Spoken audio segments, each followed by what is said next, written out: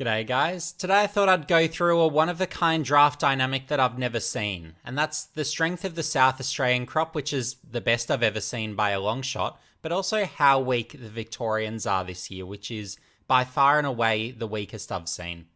So earlier in the month on espn.com.au/AFL, I released my top 10 AFL draft power rankings for April. So in there, and I'll leave a link in the description below for your convenience, but in there I had 3 Victorians, 4 South Australians, and 3 Western Australians. So very weak from the Victorians, but the South Australians and Western Australians are obviously quite strong with those sorts of numbers inside the top 10 to start the year. So for the month of May, for my May AFL Draft Power Rankings, I'll be extending my draft board out to a top 15. So currently there are 13 players I'm really confident in. And basically those 3 additions to the top 10 that I had in my April rankings are 3 more South Australians. So that would take the total to 7 South Australians, 3 Victorians, 3 Western Australians. So that's absolutely phenomenal numbers from South Australia. And then the other 2 spots, at the moment I'm weighing up, there's probably around 5 players in that mix for the, last 2 spots within that top 15. So over the next 2 weeks, I'll really be deciding on who those next 2 players will be inside that top 15. So it would be fair to say that only 3 Victorians from my top 13 is by far and away the least Victorians I've ever had in that part of the draft. And this is coming from a long-time draft watcher from really going back to 2009. So that's really staggering numbers. And if you go through whether it's draft pasts, my power rankings past, it doesn't matter what you look through, there's never been that disparity between really how many Victorians this year versus in years past how many there've been, because there's been many more, and in pretty much every draft past you've got more than half of the players taken are really from the Victorian under 18 ranks, for some perspective. So it really sort of speaks to how weak the Victorian group is this year. So what I'm noticing in watching the first few rounds of the NAB League season is the standard of play is roughly equivalent to what I've seen in years past of the under 16s at the back end of the season. So basically the quality is quite a way down, and particularly from the country teams, although the metro teams I'm noticing the same from as well are quite a lot weaker. But from that, 3 Victorians from my top 13, they're all metro boys. So basically in Victoria, it's just a very weak group overall. And if I was to extend my rankings out to a top 20, there might be 6 or 7 Victorians in the mix at this point. So again, it's the least I've ever had in any draft past at any stage in the year. And it would be the same if you go through drafts past. There aren't any modern drafts where there are that few Victorians. I don't believe there's ever been a draft with that few Victorians, for perspective. So again, it really speaks to that weakness of the Victorian crop this year in particular. But then on to the positive, which of course is South Australia this year. So it's the best draft I've ever seen from South Australia, both in terms of top-end talent, whether we look at midfielders, whether we look at the key forwards, both staggering quality.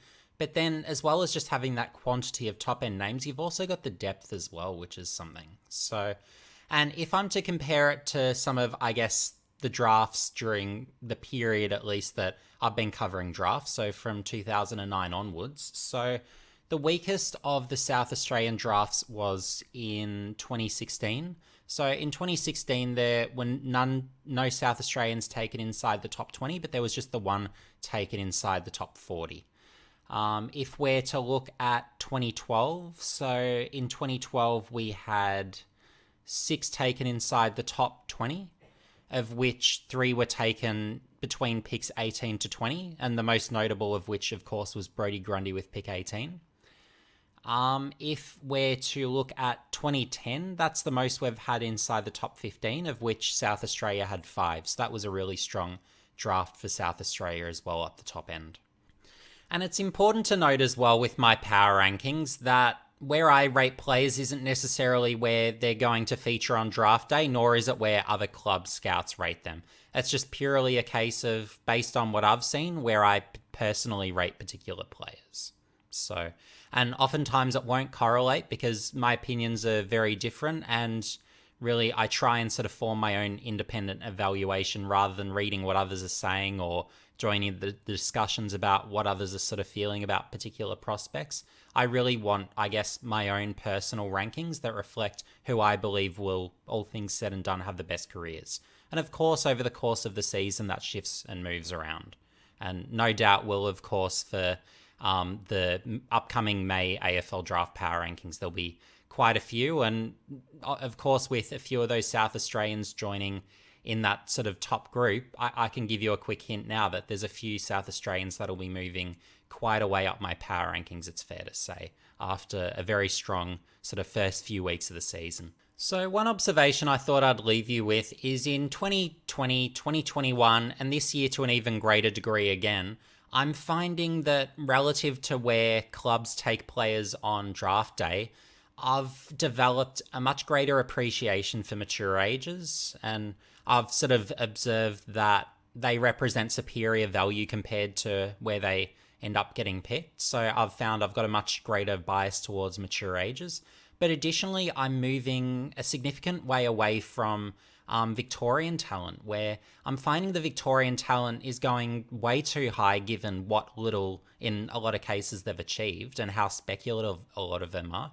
But I'm also finding that, relatively speaking, those interstate recruits as well, that I'm much preferring them to the Victorian players when I look at basically where are they being picked versus where am I rating them, which is often a fair bit higher. And I think this year it will be, at least in my own personal power rankings, to a much greater degree, I'll be preferring particularly the South Australian prospects, but probably also the WA prospects as well. And again, the mature ages.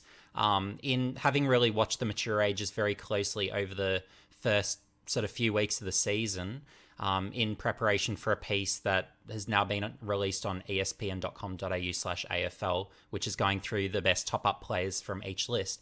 I'm really finding there's an incredible amount of state leaguers that are deserving of being on AFL lists, and they're comfortably outplaying a lot of their AFL-listed counterparts, but they're playing to a standard where they could just slot into AFL Best 22s, just as we've seen with a lot of these players taken during the preseason supplemental period, who of course were overlooked during the national preseason and rookie drafts. There's just so many of them that are just so obvious in the state leagues that when I extend my power rankings out and do various editions of my extended power rankings during the year, you'll be seeing a lot of those mature age names in there as well, just because there's so much quality there.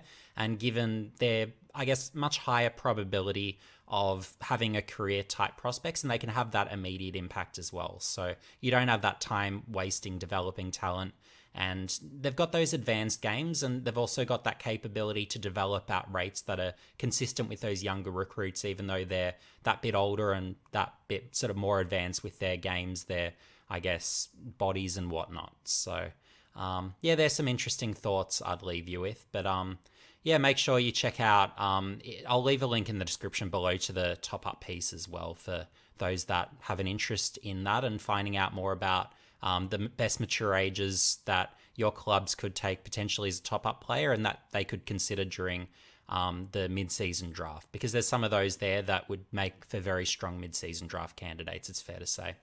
Thanks for watching, guys, and if you've got any AFL draft questions, leave them in the comments section below and I'll get back to them and happily answer in great detail.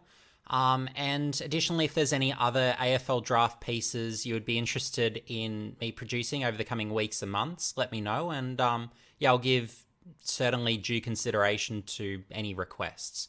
Because ultimately this is an AFL draft channel and I'm the AFL draft expert, because not only do I cover the juniors, but I actually cover the state leagues and take a great deal of interest in those mature age prospects, which at the moment is really a point of difference for me, where I'm finding that those others who cover the junior ranks don't put the time or energy into the state leaguers, which is a really unfortunate thing given really, I guess, how successful so many mature ages, not only over the years have been, but even just this year over the preseason supplemental period, how incredible so many have been. We've got a mid-season draft coming up. You need to be all over the mature ages for that. So yeah, there's just so many opportunities to add really good ones to AFL lists that yeah, it's just really an opportunity that unfortunately a lot of other people are missing and really needs to be covered, I feel, and I'm going to keep pushing this point until others do this, is covering the mature ages to a greater extent, because they deserve being covered.